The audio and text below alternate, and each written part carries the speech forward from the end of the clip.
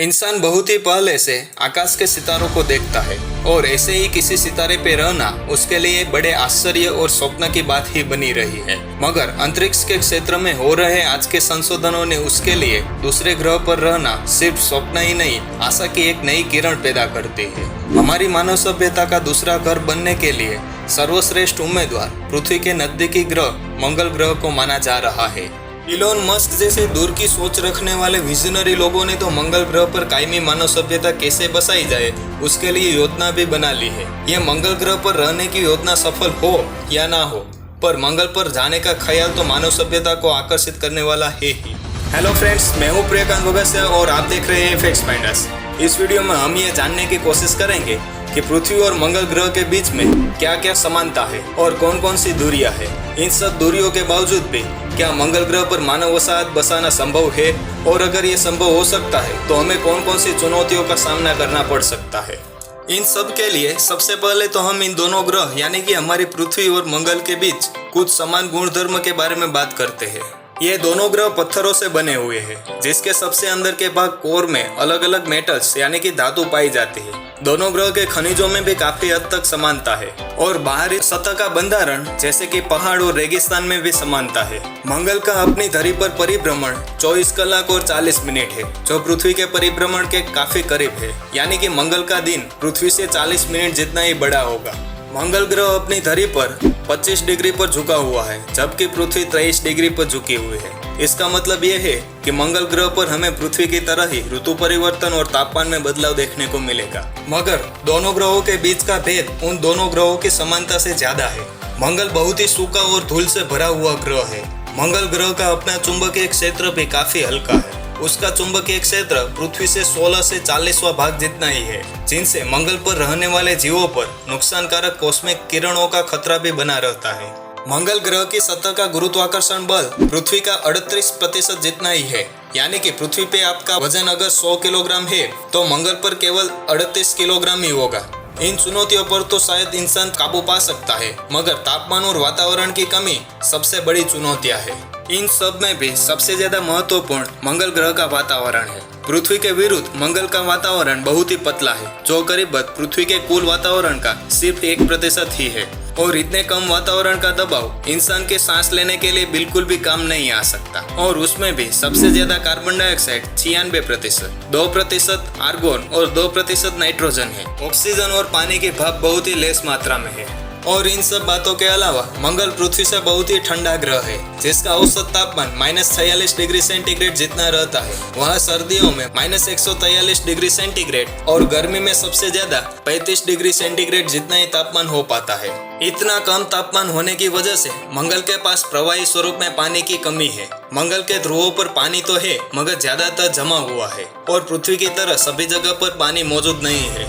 किसी भी सफल मंगल ग्रह की वसाहत को ये सब बड़ी से बड़ी मुसीबतों का सामना करना पड़ेगा, और एक ऐसा वातावरण खड़ा करना होगा जहां पर वो आसानी से जी पाए। मंगल पर जीने के लिए बहुत सारी चुनौतियों का सामना करना पड़ेगा, तो उनमें से कुछ चुनौतियां कैसी होगी वो देखते हैं। सबसे पहले तो हमें एक ऐसा निवास बनाना है जहाँ पर बहुत सारे लोग रह पाए, मंगल के भयंकर ठंड और धूल के तूफानों से रक्षण हो पाए, सांस लेने लायक हवा मिल पाए, पीने लायक पानी और खाने का भी इंतजाम हो जाए, और वहाँ के भयंकर कॉस्मिक विकिरणों से रक्षण के लिए एक कवच भी चाहिए।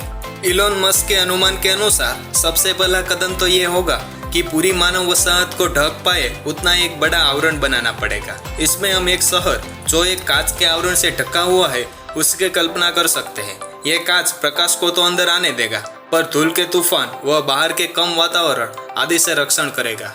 और ऐसे ही प्रेशर वाले कांच के गुंबज के नीचे बगीचे और पौधों का विकास होगा, और मंगल को टेरेफॉर्म करने की लंबी प्रक्रिया के दौरान यही काम में आएगा।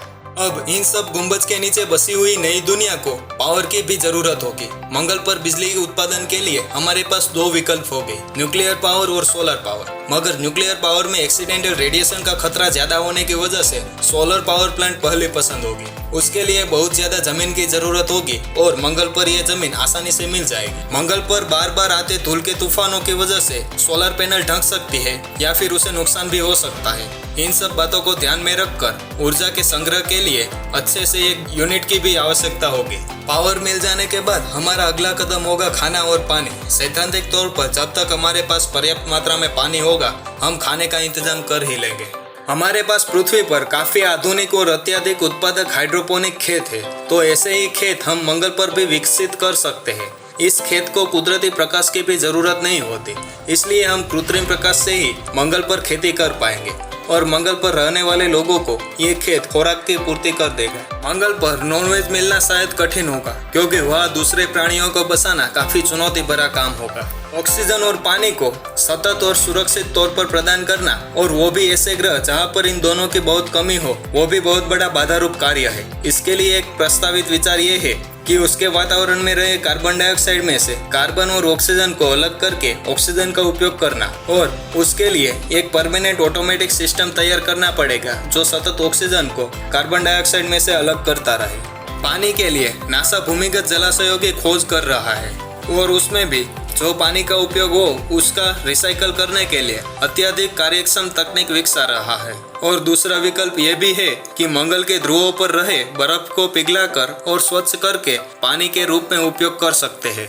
जैसे औद्योगिक क्रांति के बाद ब्रिटेन ने अमेरिका में अपनी वसाहत बनाई थी, वैसे ही मंगल पर अपनी वसाहत बनाने के लिए आज स्पेस एक्स या फिर नासा जैसे संगठन की सोच है।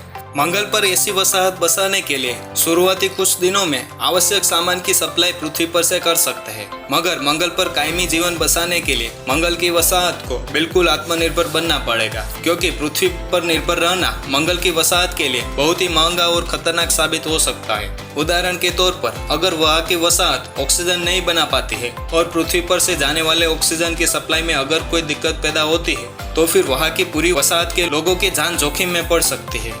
यह सब मंगल पर एक सफल वसाहत बसाने के लिए बहुत ही महत्वपूर्ण बातें हैं, लेकिन इनसे भी महत्वपूर्ण है वसाहत खुद। उसमें वैज्ञानिक, टेक्नोलॉजी एक्सपर्ट और सामान्य लोगों की जरूरत होगी ताकि हम निजी बातों का ख्याल रख पाए। जब कुछ गलत हो तो एक अलग नया रास्ता ढूंढने के लिए हमेशा अपने रचनात्मक दिमाग को तैयार रखना पड़ेगा। तो फिर दोस्तों, कैसी लगी ये वीडियो? इसे लाइक, कमेंट और शेयर जरूर करें, और अगर आप इस चैनल पर नए हैं तो सब्सक्राइब करें ताकि ऐसी ही नई अपडेट्स आपको मिलती रहे। Have a good day.